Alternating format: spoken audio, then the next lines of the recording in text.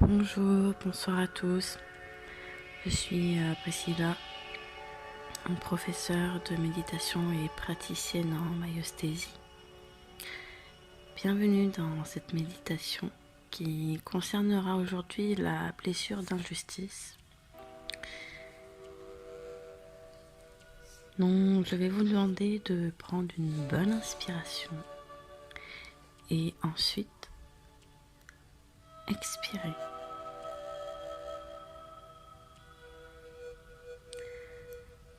Je pense que vous devez connaître un peu la blessure de l'injustice. Cette blessure qui vous pousse par moments à vous refuser d'être qui vous êtes réellement, qui vous fait croire qu'en étant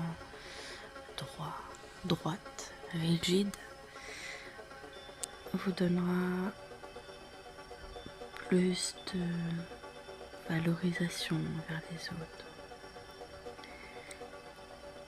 Cette blessure donne l'impression qu'on doit toujours en faire plus, être parfait, parfaite, pour être accepté.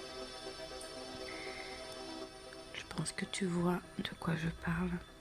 Cette blessure qui te pousse à trop en faire au point de ne plus t'écouter.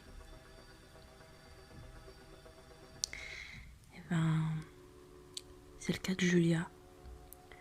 Julia, 30 ans, bibliothécaire dans une petite ville, à 2 km de la sienne. Elle y travaille de 7h à 14h tous les jours, mais se retrouve parfois à travailler plus que ses collègues. Et pourquoi ? Parce qu'elle est toujours animée par l'envie de soulager les autres, de les soutenir, d'être généreuse. Parce qu'elle pense dans son fort intérieur que tôt ou tard, elle sera récompensée pour sa générosité, son sérieux, sa rigueur dans le travail.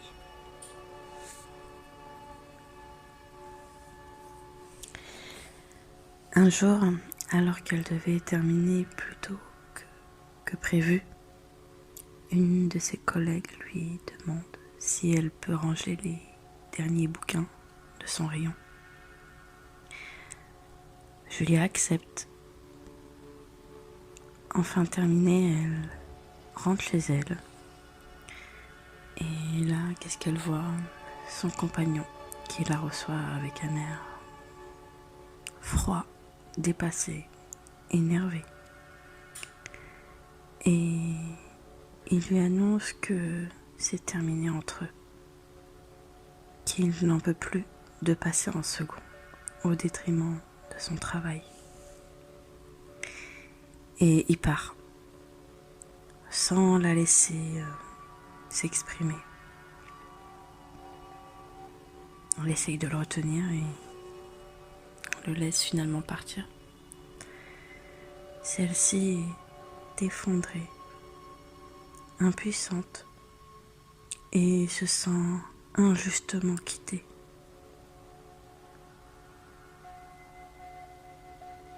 Les jours se suivent et se ressemblent. Elle sent en elle une forme de déprime. Et en même temps, des souvenirs remontent en elle. Elle revoit sa mère qui se dépasse au travail pendant que son père passe la plupart de son temps au bar, à boire avec ses amis. Un jour, sa mère décide de divorcer car la situation ne pouvait plus durer.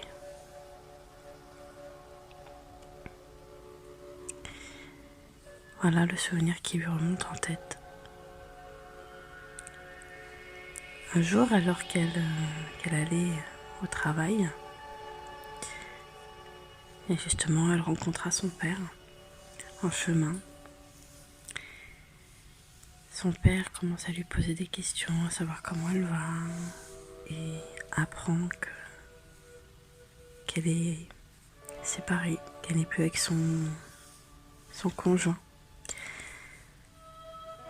Le papa lui dit qu'il est vraiment désolé pour elle et commence à retomber dans le passé, à lui dire qu'il est très nostalgique. Il commence un discours rempli de remords et en lui disant qu'il s'en voulait de ne pas avoir été présent pour elle et sa maman.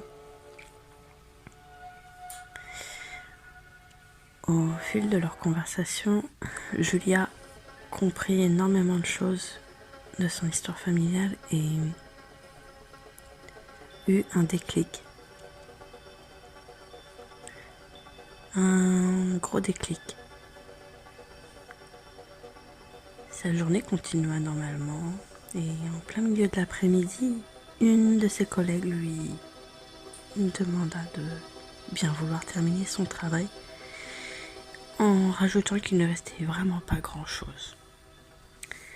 Julia se voit lui répondre « Non, je suis désolée. J'ai aussi beaucoup de travail. » D'un coup, elle ressent en elle un sentiment de légèreté et une puissance. Et elle commence à prendre conscience que elle peut poser des limites et surtout refuser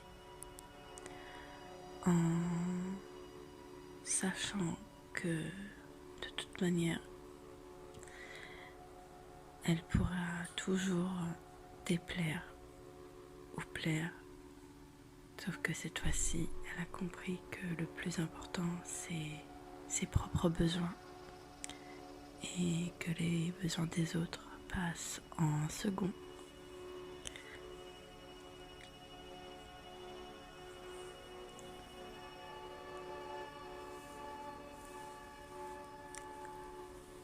Je vais te laisser maintenant revenir à toi,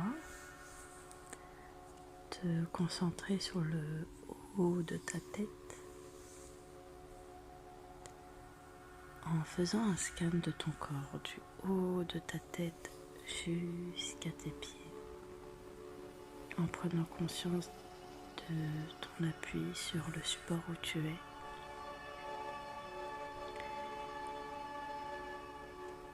Méditation terminée, n'hésite pas à me donner tes impressions en commentaire et je te dis à la prochaine dans une autre vidéo.